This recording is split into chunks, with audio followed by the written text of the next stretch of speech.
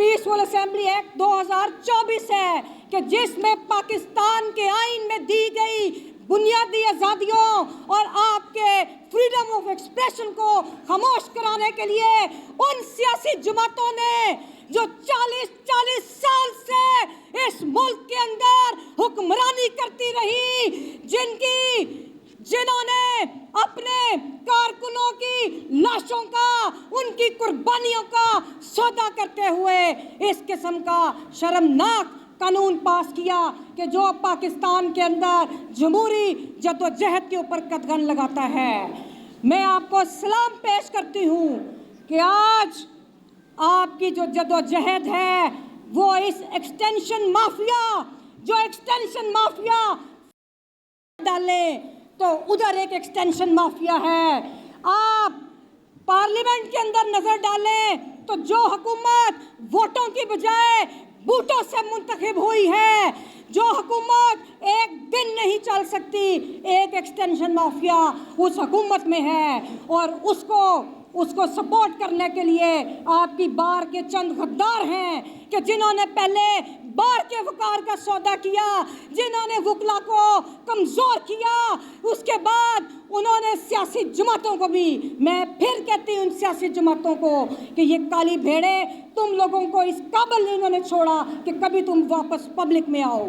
इसी तरह एक एक्सटेंशन माफिया आपको सुप्रीम कोर्ट में भी नज़र आता है। ये वो एक्सटेंशन माफिया है जिसकी सरबराही जस्टिस फॉयज ईसा कर रहे हैं। और आप ये देखें कि क्या ये विशियस सर्कल है, क्या ये तमाशा लगा हुआ है मुल्क के अंदर कि पहले इनकी हुकूमत बूटों की मदद से बनवाई गई, अब वो हुकूमत जो है उसकी प्रोटेक्शन के लिए सुप्रीम कोर्ट का एक्सटेंशन माफिया मुतहर्रिक है और उसको एक्सटेंशन देने के बाद ये बात करेंगे जर्नैलों की एक्सटेंशन की। और हम वकला कभी यह नहीं होने देंगे, हम अपनी जद्दोजहद को और मजबूती से जारी रखेंगे। और इनको ये भी शर्म नहीं आती कि बांग्लादेश के अंदर जो हुआ, मैं आपको एक और साजिश बताती हूँ इनकी, कि इन्होंने उधर से तवज्जो हटाने के लिए, इन्होंने पाकिस्तानी अवाम की तवज्जो हटाने के लिए बहुत सारी ऐसी चीज़ें की। मीडिया पे पाबंदी लगी कि बांग्लादेश का नाम नहीं लेना, लेकिन इनको ये खबर नहीं कि जो सलूक ये सोहरवर्दी से लेकर आज तक जो ये मुंतखब वज़ीर आज़म के साथ करते रहे, जिस तरह आज पाकिस्तान के मकबूल तरीन कायद को इन्होंने पाबंदे सलासल किया हुआ है, जिस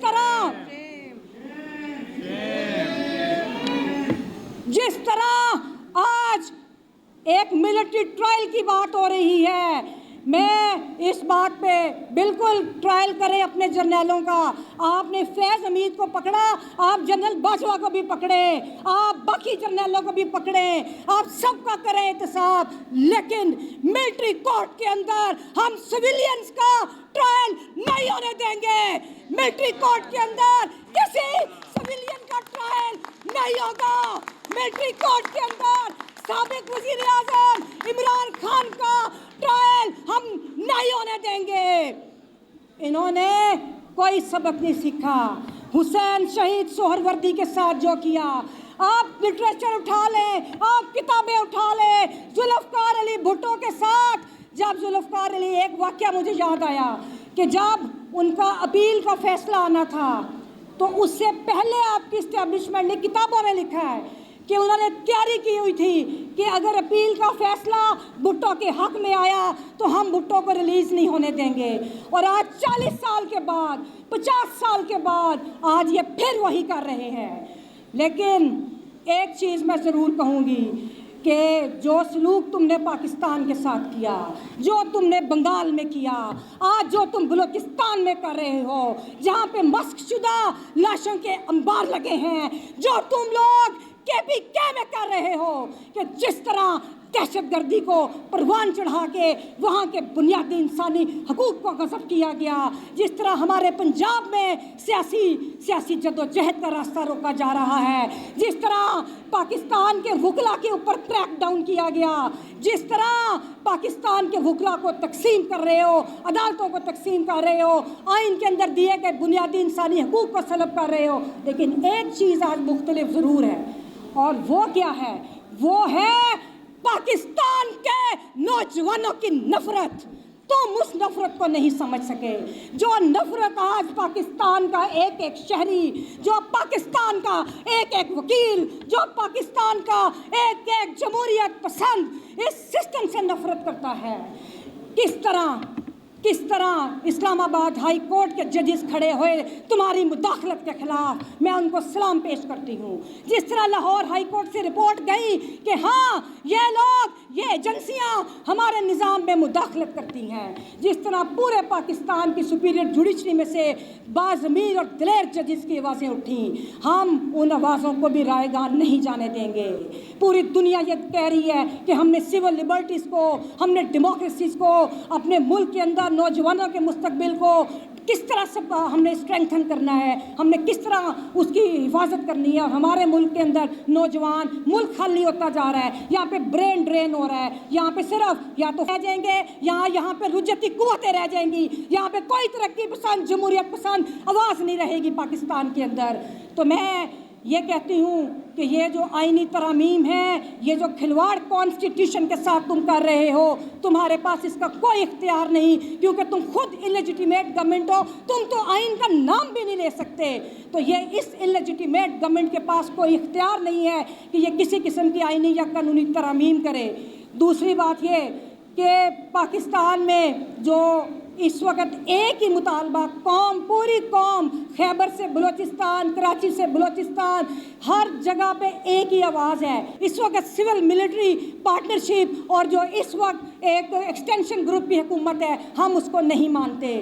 اور اس کے بعد جو سپریم کورٹ میں جو ترامیم کر کے جس طرح ججز کی عمر بڑھا کر گھٹا کر جو تم کھلواڑ کرنے جا رہے ہو، یہ سپریم کورٹ نہیں، تم ایک دربار لگانے جا رہے ہو. اور ہم اس درباری اور دوام اس لیے دینا چاہتے ہیں تاکہ ان کے ول اور ان کے ڈیزائنز کو فلفل کر سکے. آپ کو یاد ہوگا کہ اس چیف جسٹس کا نوٹیفیکیشن 3 مہینے پہلے ہوا. کس لیے؟ کہ اس وقت کی سپریم کورٹ کو پیرالائز کر دیا جائے. اس وقت پریکٹس اینڈ پروسیجر ایکٹ لایا گیا تاکہ چیف جسٹس کے پاس بینچ بنانے کا اختیار ختم ہو اور اپنی مرضی کے بینچ بنا کے اپنی مرضی کے فیصلے لیے جا سکیں.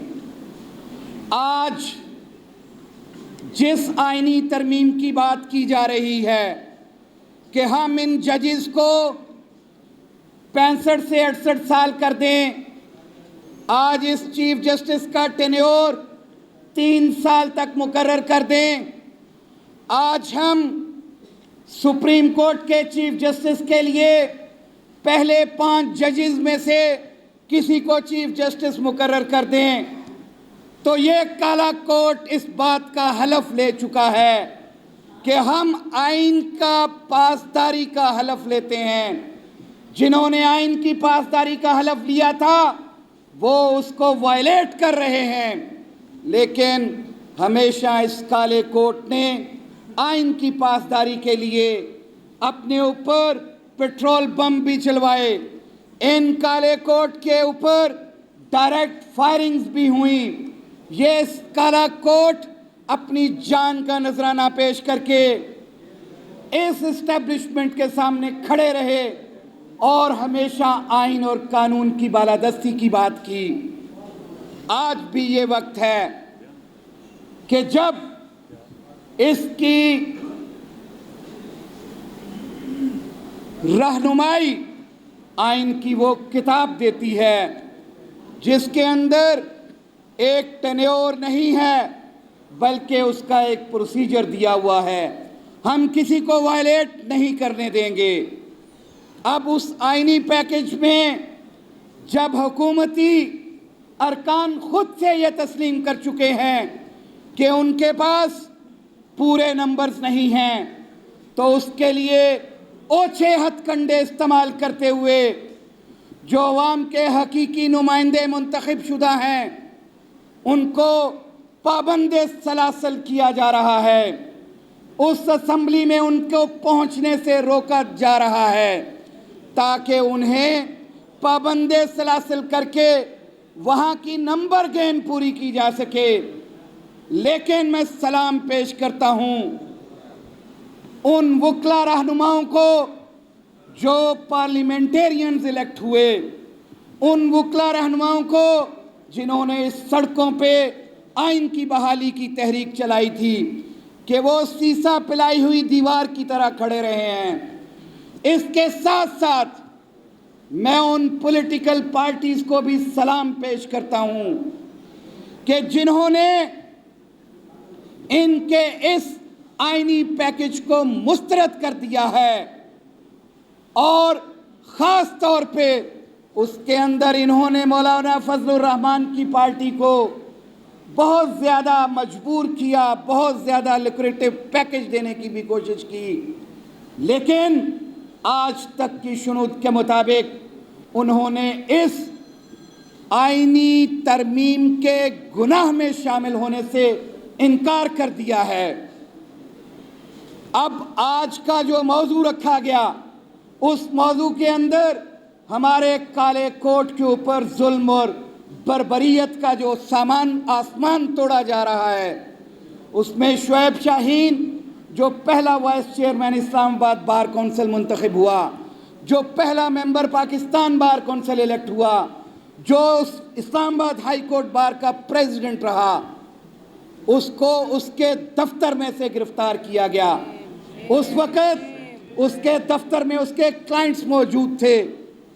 کہاں گیا آپ کا legal protection act, lawyers protection act? بڑی بات کی جاتی تھی۔ آج کے وزیر قانون سے پوچھتا ہوں کہ اس کے خلاف 780A کا پرچہ کس قانون کے تحت درج کیا گیا؟ کہاں ہیں آپ جو کالے کوٹ کی بدولت آج وزیر قانون بھی ہیں اور اپنے آپ کو ممبر پاکستان بار کونسل بھی کہتے ہیں؟ اس بات پہ شرم محسوس کرنی چاہیے۔ بیرسٹر گوہر ایک پولیٹیکل پارٹی کا چیئرمین تو ہے، لیکن پہلے وہ وکیل ہے۔ اس کالے کوٹ نے اس کو عزت دی، اس نے آئین اور قانون کی بالادستی کی بات کی۔ پارلیمنٹیرینز کو پارلیمنٹ کے اندر سے گرفتار کر کے نون لیگ نے اپنی ہمیشہ کی طرح سے روایت دہرائی ہے۔ انہوں نے پہلے سپریم کورٹ پہ حملہ کیا، آج پارلیمنٹ میں اپنے وردی شدہ لوگوں کے ذریعے حملہ کروایا۔ نقاب پوش اندر داخل ہوئے، وہاں سے پارلیمنٹیرینز کو گرفتار کیا گیا۔ آپ کہاں سو گئے؟ اسپیکر صاحب کہتے ہیں کہ میں نے سارجنٹ ایٹ آرمز کو سسپینڈ کر دیا ہے۔ کیا یہ سارجنٹ ایٹ آرمز نے اس وقت کی بتی بند کی تھی؟ پارلیمنٹ کی بتی بند کی گئی، وہاں پہ نقاب پوش اندر گھس کے گئے۔ دوسری طرف آئی جی اسلام آباد کہتا ہے کہ ہم نے اجازت کے ساتھ قانون کے مطابق وہاں پہ ریڈ کیا ہے۔ کہاں گئے آپ کے بزنس آف رولز؟ کہاں گیا آپ کا بنایا ہوا رول؟ کہاں گئے آپ کے قوانین؟ کہاں گیا یہ آئین؟ اور کہاں گئی قاضی فائز عیسیٰ کی وہ بڑی بڑی بڑکیں جو عدالت میں بیٹھ کے وہ مارتا ہے کہ پارلیمنٹ سب سے مقدس ہے؟ پارلیمنٹ کہاں سے مقدس رہ گیا؟ پارلیمنٹ کو تو آج انہوں نے بے توقیر کر دیا جب وہاں پہ نامعلوم افراد اپنے منہ پہ نقاب ڈال کے وہاں سے منتخب نمائندوں کو وہاں سے اٹھا لیا گیا، اور پھر کہتے ہیں کہ ہم نے پروٹیکشن آرڈر جاری کر دیے ہیں۔ یہ بھی بات واضح کر دوں کہ ان لوگوں کو کسی کورٹ میں پیش نہیں کیا جا رہا تھا۔ ہم نے صبح اس کی ہیبیس پٹیشن فائل کی۔ ہیبیس پٹیشن کے اندر اسلام آباد ہائی کورٹ نے ان کو پروڈیوس کرنے کا جب آرڈر کیا تو انہوں نے 8 تاریخ کے وقوعے کی 10 تاریخ کو FIR کر کے ان پارلیمنٹیرینز کو اینٹی ٹیررزم کورٹ کے اندر پیش کیا۔ وہاں پہ موجود ان پارلیمنٹیرینز نے قرآن پہ حلف دے کے کہا کہ آئے کوئی ایک پولیس والا یہاں حلف دے دے کہ یہ وقوعے کی ایک لائن اس FIR کے اندر اگر سچی ہے تو ریمانڈ ہم कंटेस्ट ही नहीं करेंगे। लेकिन इसके बावजूद हमारी अदलिया जो कंप्रोमाइज्ड जजेस हो चुके हैं, उन्होंने बगैर किसी चीज़ के लिखे उनके 8-8 दिन के रिमांड कर दिए। हम सवाल करते हैं आज की अदलिया से, क्योंकि आज़ाद मनिश जजेस जो हैं वो फैसले आइन और कानून के मुताबिक देते हैं, लेकिन आज ये वक्त जो है एक कड़ा वक्त है। इस कड़े वक्त में हमेशा वकील खड़ा हुआ। इस काले कोर्ट ने हमेशा इन बहरानों का मुकाबला भी किया और हल भी किया। आज हम इस हाउस की वसातत से ये मुतालबा करते हैं, मैं ये अर्ज़ करता हूँ कि स्पीकर कौमी असम्बली को इस नाअहली की वजह से फिल फॉर रिज़ाइन करना चाहिए और इस पार्लियामेंट के तक़द्दुस को भी बहाल रखना चाहिए।